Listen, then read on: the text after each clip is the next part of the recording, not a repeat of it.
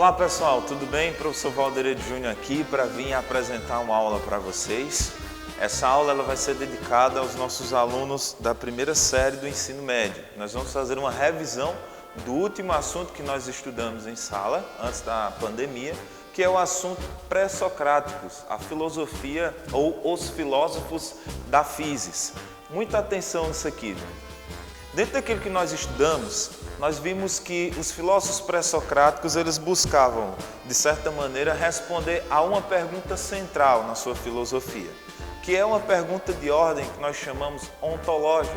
Significa, que na verdade quer tratar das questões da origem das coisas e dos seres. A pergunta que os pré-socráticos, de certa maneira, tiveram como desafio para responder é: de onde viemos?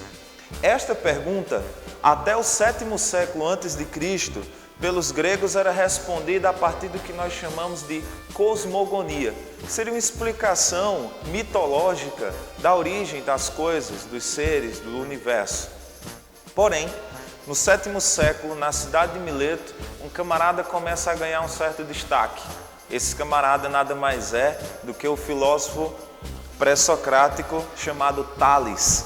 O Tales ele vai iniciar o que nós chamamos de estudo cosmológico. O que seria um estudo cosmológico? A palavra cosmos em grego significa universo, logia, a ideia de estudo, então seria um estudo sobre o universo. O universo não seria mais entendido e compreendido a partir de uma interpretação das ações dos deuses da mitologia grega, mas o universo ele seria compreendido a partir daquele momento por uma cosmologia, um estudo racional e aprofundado e uma interpretação do universo a partir das questões possíveis de serem entendidas pela mente humana. Assim sendo, surge a primeira pergunta, né? Quem seriam esses filósofos que ganharam destaque? Entre eles, nós vamos ter Tales de Mileto, Anaximandro, o Anaxímenes, o Pitágoras. Mas antes de nós entrarmos um pouquinho na visão de cada um desses filósofos, precisamos mostrar o que, de certa maneira, fazia com que o pensamento deles fosse um pensamento voltado para esse aspecto cosmológico. Lembre-se sempre que, a partir do surgimento da filosofia, nós temos uma passagem do mito ao logos.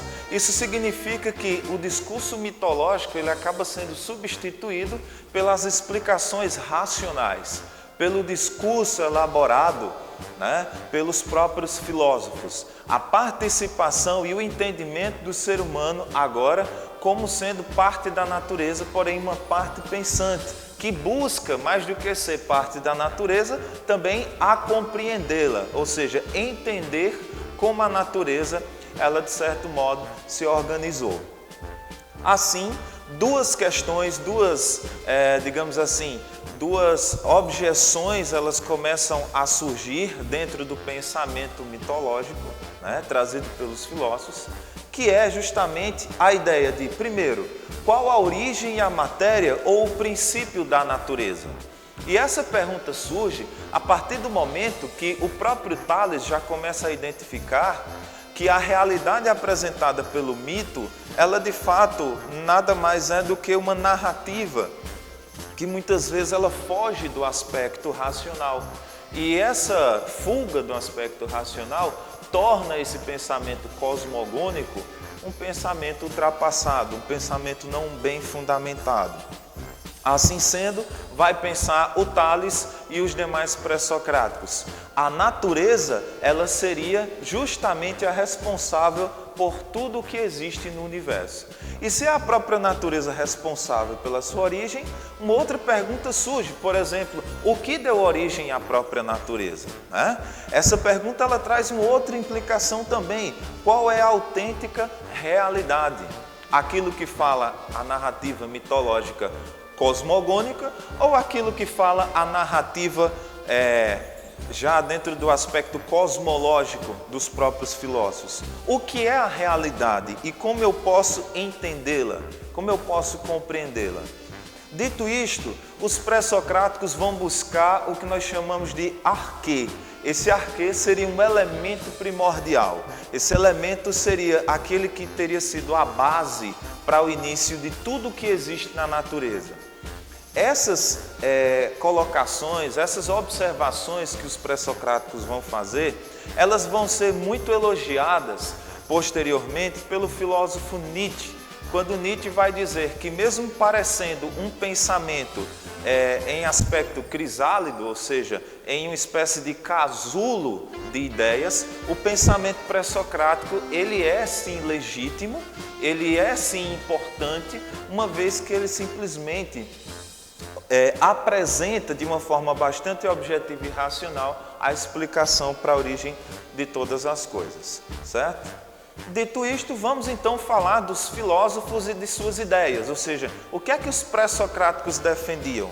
Um detalhe importante que a gente precisa lembrar é que esses filósofos recebem esse nome de pré-socrático porque boa parte deles viveram antes do filósofo Sócrates. Apesar de que esse termo ele não é um termo muito correto, se nós formos levar ao pé da letra, justamente pelo fato de que filósofos pré-socráticos também viveram no mesmo tempo de Sócrates, ou seja, foram contemporâneos a ele. Um exemplo é o Anaxágoras que vai inclusive influenciar o pensamento do filósofo Sócrates. Mas, abordado esse detalhe interessante, aí nós vamos para os filósofos e suas contribuições. Diria Tales, o famoso filósofo da cidade de Mileto, considerado por Aristóteles como o primeiro filósofo ou o primeiro físico, que seria um termo relacionado, similar naquela época. Vai dizer o Tales de Mileto: a origem da natureza é o elemento natural. É um elemento, ele parte de um elemento natural e determinado. Esse elemento que dá origem à própria natureza seria, segundo Tales, a água. Porque a ausência de água possibilitaria então a morte. Diria Tales, a sequidão total é sinal de morte.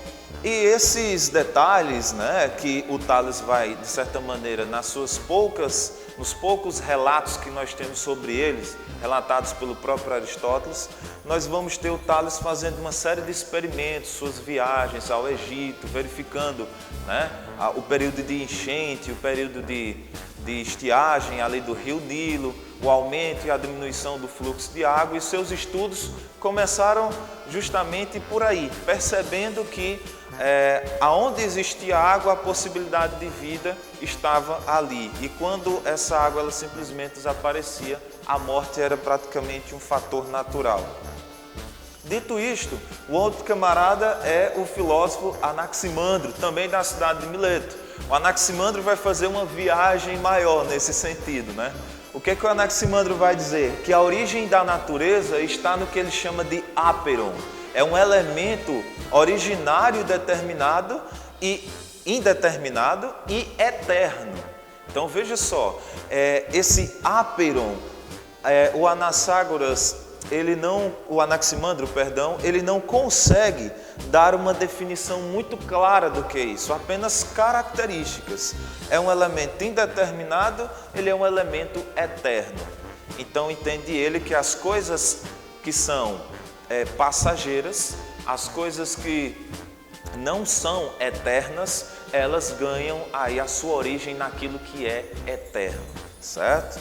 O que é eterno possibilitou a existência daquilo que não seria eterno. Por exemplo, nós, seres humanos, a própria natureza, os seus elementos e tal.